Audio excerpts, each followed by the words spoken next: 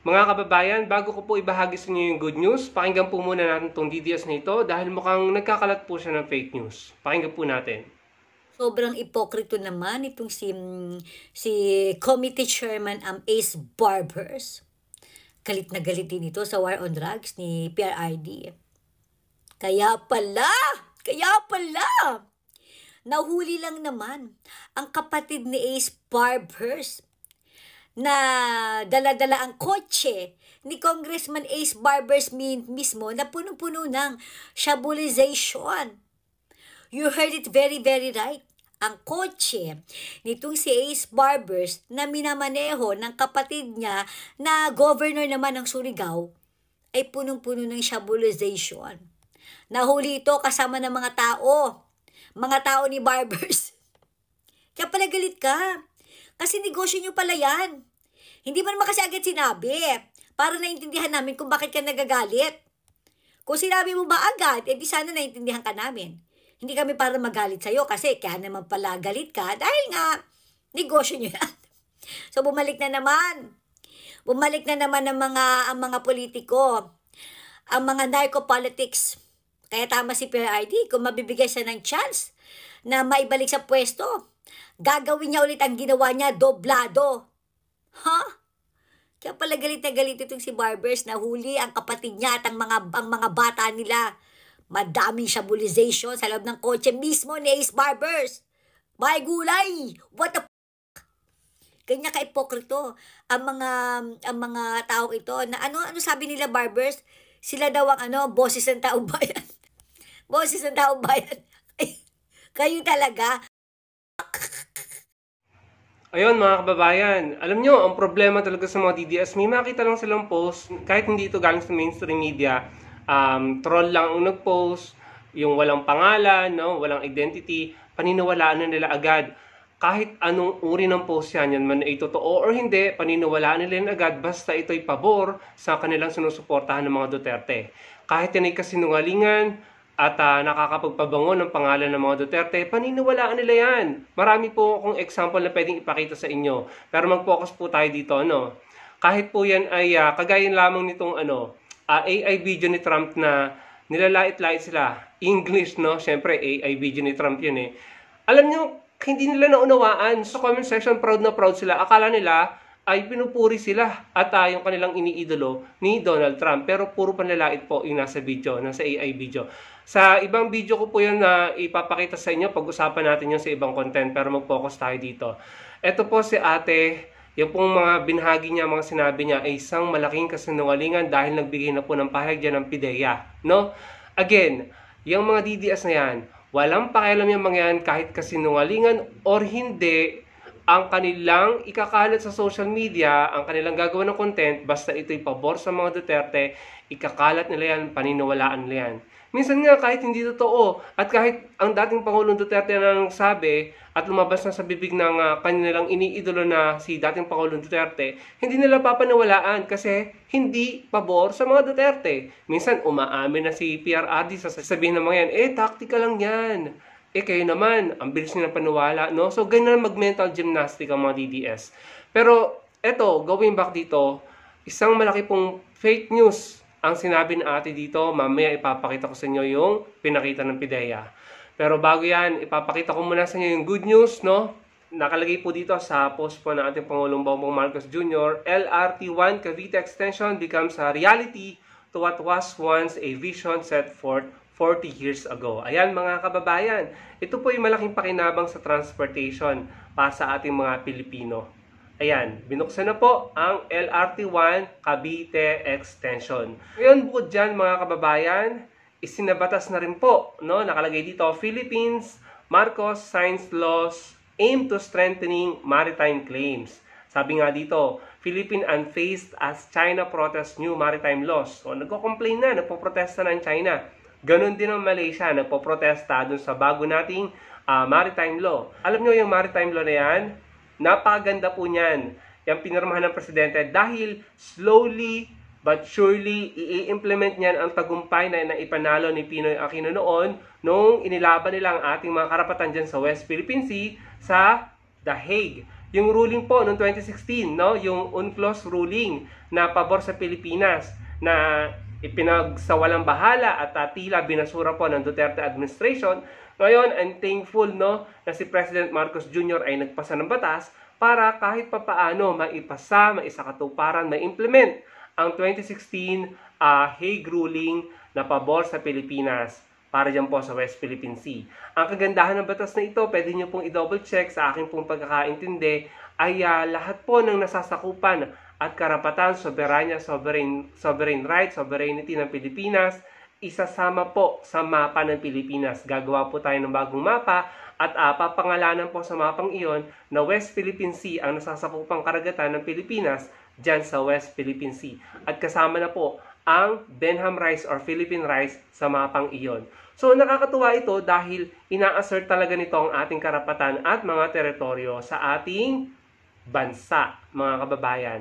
Something na hindi po nagawa ng Duterte administration dahil naging maka-China nga po, no? In my opinion, naging maka-China po ang administrasyon ni dating Pangulong Duterte. Kumpara po sa administrasyon ni Pinoy at ni PBBM na talaga pong align sa interest at national security ng bansa. Ito po yung kagustuhan ng maraming Pilipino. So thankful po tayo dito sa batas na ito dahil talaga pong mapapaigting at ma-assert nito ang ating karapatan at kalayaan at teritoryo dyan sa West Philippine Sea at sa iba pang parte or bahagi ng ating mga karagatan sa ating bansa.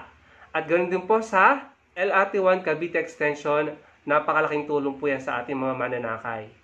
Doon po sa balitang bagong maritime law, alam nyo, ang nagko-complain na ngayon, China at Malaysia, no?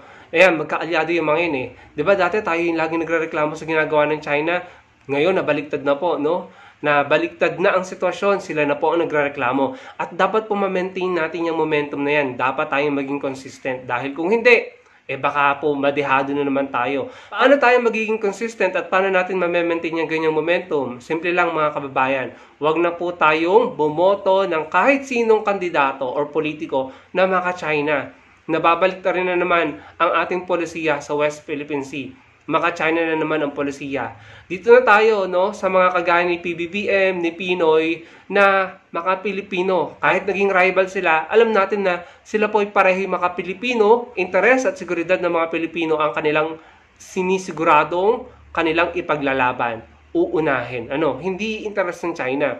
Kaya nga po, mga kababayan, especially sa mga loyalists at mga original supporters po ng mga Marcos, no. Ako po'y kakamping, pero tayo po ay magkaiba man ng sinuportahan or ng kulay ng politika, iisa po tayo ng hangarin para sa ating bansa. Iisa po tayo sa pagmamahal sa ating bansa. Iisa po tayo na gusto nating iangat at paunlarin ang ating bansa. Kaya sana po, magkaisa din tayo sa 2025 at 2028, huwag na po tayong bumoto ng pro-China.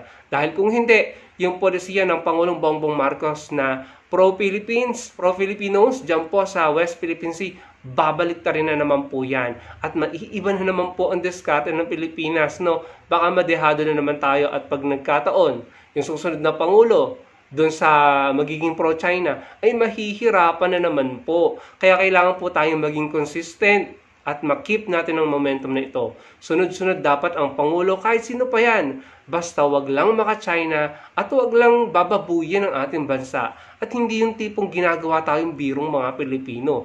Yung makikipag-usap sa atin, pero ginagawang biro ang mga sinasabi sa atin, hindi tayo sinuseryoso. Yung sasabihin ng isang bagay ngayon, sa susunod na araw, iba na, binabawi na, itinatanggi na.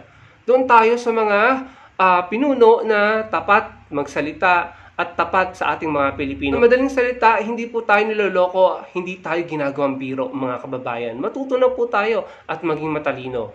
Ngayon, balik tayo dun sa sinabi ng babae, no? Yung po isang malaking kasinungalingan at uulitin ko, yung mga yan, yung mga DDS na yan, gagawin po ng mga yan ang lahat, papaniwalaan ng mga yan ang kahit ano, mapakasinungalingan man yan or hindi, papaniwalaan nila basta pabor sa kanilang mga iniidolo at sinusuportahan. Basta pabor sa mga Duterte, ikakalat pa ng mga yan, kagaya po ng ginawa nito na ate. Bakit ko nasabing fake news? Dahil po ang PIDEA ay naglabas na po ng statement patungkol dyan. Ang sabi po ng PIDEA, eto po pwede nyo mabasa ito, nasa page po yan ng PIDEA Regional Office 8. Yan, Regional Office 8 or Region 8. Pwede nyo po makita yan sa Facebook, sa page nila, official page po nila. Yung second paragraph, sabi dyan, following the said operations, unfounded and malicious allegations surfaced on social media implicating Surigao del Norte 2nd District Representative Honorable Congressman Robert S. Barbers and Surigao del Norte Governor Honorable Robert Lindon S. Barbers in the criminal activities of the suspects. PIDEA Regional Office 8 strongly condemns. Ulitin ko, PIDEA RO 8 strongly condemns these baseless accusations, affirming that there is no factual basis linking the Barbers to the activities of these individuals. Ayan mga kababayan, basahan niyo po yung buong pahayag nila ng inyo pong maunawaan. So yun po yung ginagawa ngayon ng mga DDS. Ang target naman po ng kanilang mga fake news ay yung mga congressman at congresswoman ng Quadcom na talaga pong nag-iimbestiga sa confidential fund at saka po sa AGK ng nakaraang administrasyon. Kaya nga po, kahit ano na lamang, no, mapatotoo or hindi, paniniwalaan ng mga yan, ikakalat ng mga yan, dahil ito'y pabor sa kanilang iniidolo. Ito si ate, ang lakas pa ng loob na ipakita yung mukha niya, talagang confident sa sinabi niya, wala namang katotohanan, fake news naman. Kaya kung ako sa mga barbers, no, kay Congressman Ace Barbers, dapat aksyonan niya ang pinagagawa ng mga ito, ng mga DDS, dahil kung hindi, masisira ang pangalan nila at ang kanilang reputasyon at kredibilidad gamit ang fake news. Kaya dapat, kung ako sa kanila, kung kinakailangan magsampa ng kaso, libel, at nang maparusahan ng mga nagkakalat ng fake news laban sa kanila, gawin na nila. Dahil kung hindi, may mga tao man na kagaya natin na hindi basta-basta maniniwala at talagang magsasaliksik para malaman ng totoo, meron pa rin mga tao na maniniwala sa kasinungalingan at magpapakalat ng kasinungalingan at maaaring meron silang madamay or mapaniwala ng kanilang kasinungalingan. So kung ako dyan sa mga barbers, sampahan nyo ng kaso yung mga nagpapakalat ng fake news laban sa inyo. Pero kung hindi nyo yung actionan, kayo po ang magsasuffer dyan. Ang inyong reputasyon, ang inyong pangalan, matatala na sa history kung hindi nyo ito gagawa ng aksyon. No? Yun lamang po ang sa akin.